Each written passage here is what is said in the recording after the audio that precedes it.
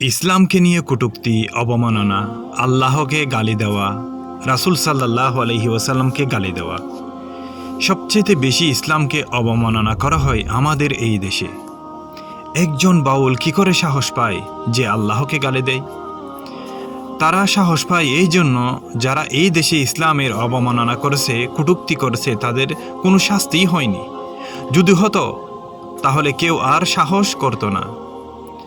আল্লাহকে এবং তার রাসূলকে অবমাননা করলে তার শাস্তি হচ্ছে মৃত্যুদণ্ড।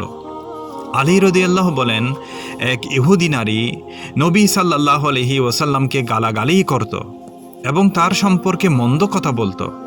একদা জৈনক ব্যক্তি তাকে গলা টিপে হত্যা করে। তখন রাসূল সাল্লাল্লাহু আলাইহি ওয়াসাল্লাম তার রক্তপান বাতিল বলে ঘোষণা করেন। আর এই বিষয় নিয়ে মহান আল্লাহ তাআলা পবিত্র কোরআনে বলেন, তারা কি জানে না, কেউ আল্লাহ ও তার রাসূলের বিরোধিতা করলে তার জন্য রয়েছে জাহান্নামের আগুন, যাতে সে সর্বদা থাকবে। এটা তো চরম লাঞ্ছনা।